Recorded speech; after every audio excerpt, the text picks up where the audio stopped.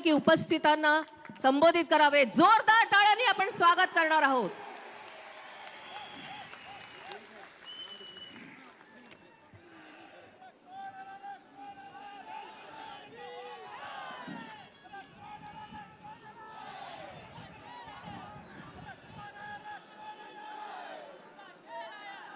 बोलिए भारत माता की, भारत माता की. वीर महाराणा प्रताप अमर रहें, अमर रहें. वीर महाराणा प्रताप, वीर महाराणा प्रताप. छत्रपति महाराज शिवाजी की, छत्रपति महाराज शिवाजी की, छत्रपति संभाजी महाराज की. बहुत बहुत धन्यवाद. हमारे महाराष्ट्र के यशस्वी मुख्यमंत्री श्रीमान एकनाथ राव जी शिंदे और मेरे छोटे भाई और यहां के उप मुख्यमंत्री श्री देवेंद्र जी फडणवीस, माननीय राव साहब दानवे, यमुना रेलवे डॉक्टर भागवत कराड़ जी, राज्य मंत्री finance Shri Sandipan ji Bhumre, Shri Atul ji Save, Shri Ambadas ji Danve leader of opposition, Kripa Shankar Singh ji माजी मंत्री, Shri Jaykumar Rawal MLA and ex minister, Haribhau Bagade MLA, Shri Kishor आधा पाटिल एमएलए, श्री नारायण कुचे, श्री इवेला महाले, श्री उदय सिंह राजपूत, श्री प्रशांत बंग एमएलए और यहां उपस्थित मेरे कुटुंब के मेरे बहनों एवं भाइयों,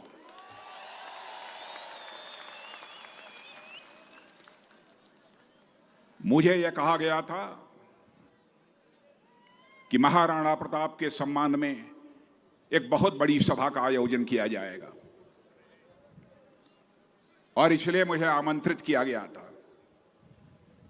बहनों भाइयों, मुझे यह कल्पना नहीं थी कि इस प्रकार का दृश्य मुझे अपनी आंखों के सामने देखने को मिलेगा. प्रत्यक्ष रूप से अपनी आंखों के सामने जो कुछ भी मैं देख रहा हूं, मैं कह सकता हूं कि यह सभा नहीं है, यह समुंदर है, यह समुंदर है मेरे बहनों भाइयों. महाराष्ट्र में आपकी इतनी बड़ी ताकत है, इसके मुझे कल्पना तक नहीं थी.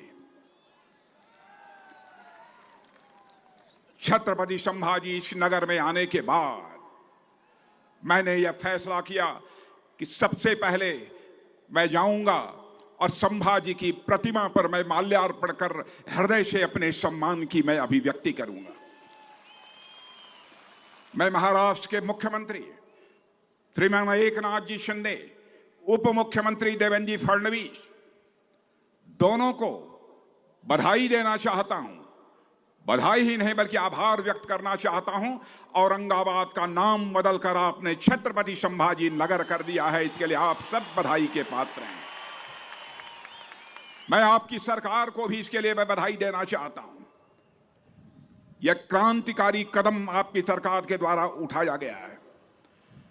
बहनों भाइयों, मैंने फैसला किया था कि यदि मैं जा रहा हूं और छत्रपति संभाजी नगर में मैं जा रहा हूं तो पहले उनकी प्रतिमा का पर माल्यार्पण करूंगा.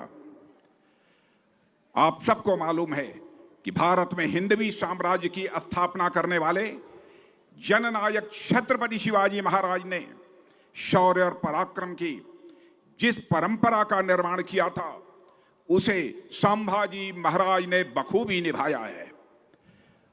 बाद में यही परंपरा मराठा साम्राज्य के उदय के रूप में मजबूत हुई है और मुझे इस बात की बेहद खुशी है मेरे बहनों भाइयों कि अब औरंगाबाद शहर का नाम संभाजी महाराज के नाम पर कर दिया गया है. और आज जिस महाराणा प्रताप का स्मरण करने के लिए, उनके प्रति अपना सम्मान व्यक्त करने के लिए, उन्हें श्रद्धांजलि अर्पित करने के लिए आप सब यहां एकत्रित हैं, वह महाराणा प्रताप भारतीय इतिहास के कैसे महानायक हैं जिन्होंने अपनी मातृभूमि के मान, सम्मान और स्वाभिमान की रक्षा करने के लिए अपना सर्वस्व न्यौछावर कर दिया था. मेरे बहनों भाइयों, मान सम्मान स्वाभिमान मनुष्य के हृदय की सबसे बलवती भावना होती है। बहादुर आदमी, स्वाभिमानी आदमी अपने जीवन में हर चीज से समझौता कर सकता है, लेकिन स्वाभिमानी यदि इंसान है तो कभी अपने स्वाभिमान से कभी समझौता नहीं कर सकता, भले ही सिर ही क्यों न कटा देना हो। भारत में, इस दुनिया में यदि यह मिसाल देखनी हो तो राणा प्रताप के जीवन इतिहास के पन्नों को पलट कर देखा जा सकता है।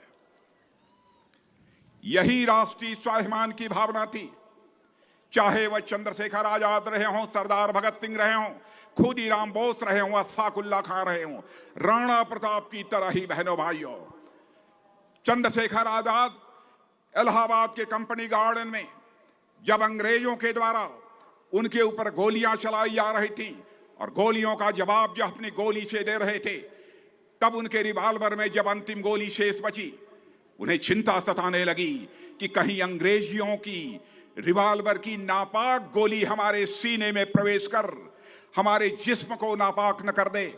तो स्वाभिमानी चंद्रशेखर आजाद ने अपने ही रिवाल्वर की गोली अपने सीने में दाग लेने का काम किया था, तब जाकर यह भारत आजाद हुआ है। यह प्रेरणा महाराणा प्रताप जैसे मनीषियों के द्वारा प्राप्त हुई थी। बहनों भाइयों, मैं यहां पर एक और शख्स का उल्लेख करना चाहता हूं, अशफाक उल्लाह खां। 21 साल की जवानी थी, मां कहती थी बेटा शादी कर ले, बहू ला, बूढ़ी हो गई हूं, बहू मेरी देखभाल करेगी, मेरी परवरिश करेगी। लेकिन अशफाक उल्लाह राष्ट्रीय स्वाभिमान का धनी भारत माता के पैरों में पड़ी दास्ता गुलामी की बेड़ियों की काटने की तड़पन थी। जब बराबर मां कहती थी बेटा तुम शादी कर ले, बहू ला, मैं बूढ़ी हो गई हूं, मेरी वह परवरिश करेगी, मेरी देखभाल करेगी। लेकिन अशफाक उल्लाह के दिल में तो आजादी हासिल करने की दीवानगी थी। मुस्कुराकर मां के आग्रह को टाल देता था। लेकिन अंग्रेजों की हत्या करने के मामले में जब फांसी की सजा हुई, फांसी के तख्त पर ले जाया गया, तो मजिस्ट्रेट ने पूछा, बोलो अशफाक उल्लाह, तुम्हारी अंतिम मुराद क्या है? बहादुर राष्ट्रीय स्वाभिमान का धनी अशफाक उल्लाह ने कहा, ऐ मजिस्ट्रेट, जाकर मेरी मां तो मेरा यहां संदेश पहुंचा दे कि तुम्हारा बेटा अशफाक उल्लाह आज फांसी के तख्त पर खड़े होकर अपनी शादी रचाने जा रहा है, अपनी निकाह करने जा रहा है, तुम्हारी मुराद पूरी करने जा रहा है। बहनों भाइयों, यह होती है राष्ट्रीय स्वाभिमान की भावना, जो कि इस देश को महाराणा प्रताप जैसे लोगों ने दी है, और उसी रास्ते पर चलकर लोगों ने अपने प्राण न्यौछावर करके भारत माता के पैरों में पड़ी गुलामी की बेड़ियों को काटा है।